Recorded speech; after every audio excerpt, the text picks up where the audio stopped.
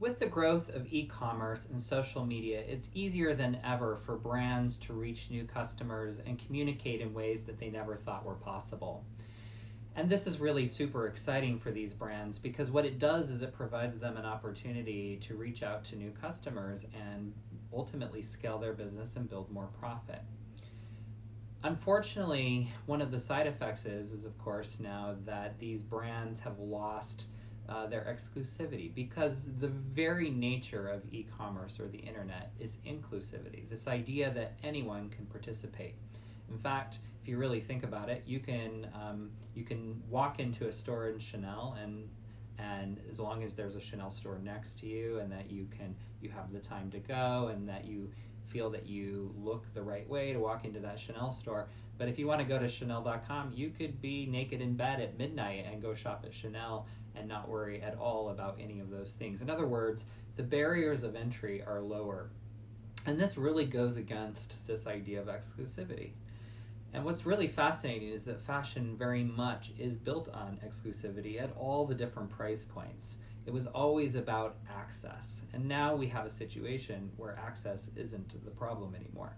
So we have to build exclusivity in different ways. Thus, we start to hear words like authenticity and transparency and consumer engagement starting to percolate in conversations, because what we're learning is that exclusivity today is really about the overall brand experience, the connection between product, between service, and between brand identity. So fashion companies, like everyone else, are struggling to figure out the best way to do this. I was on a panel discussion in Spain not too long ago with a CEO of a major luxury company in Italy, and I found it quite shocking that he didn't mention product once. He kept mentioning spas, and he mentioned golf courses and events. And I went away from that meeting, really reminded that fashion companies, especially luxury, have to offer more than just a product if they want to engage with their customer. So what does that mean? Well, first of all, there's a lot of competition. That's the other piece of this, is that no longer, do you have to be in Paris to shop at Yves Saint Laurent or in New York to shop at Calvin Klein. Any of those brands are available in any major city in the world. And not only that, but we have situations where you can go to Zara in any city in the world and essentially buy the same exact items as you would find it at the same exact time anywhere else in the world. We now have an oversaturation of products. In other words, we have oversupply beyond the actual demand that's needed. Fashion has weathered this quite well because through trend, right? So we have 4 seasons a year, and we have this sort of idea that you have to kind of change this out, and that essentially is based on the model of obsolescence, or the idea that things will go out of style eventually.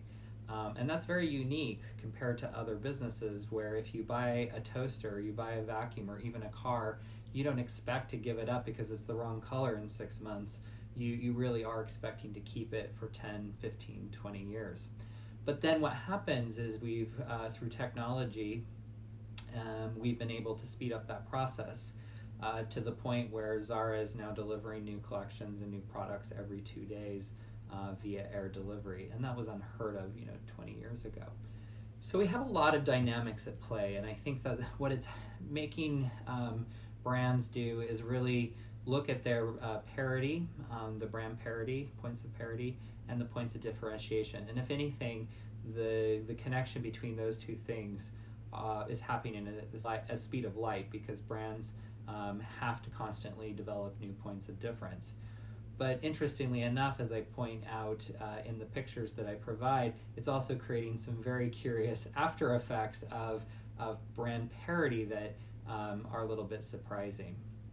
So I just wanted to add a little bit of that to the conversation. We'll continue to talk about these things throughout the semester, but fashion is very unique in sort of this kind of complex relationship between art, utility, function, and also this sort of relationship between localized sort of style and trend and idea versus sort of this global idea of what fashion is and can be.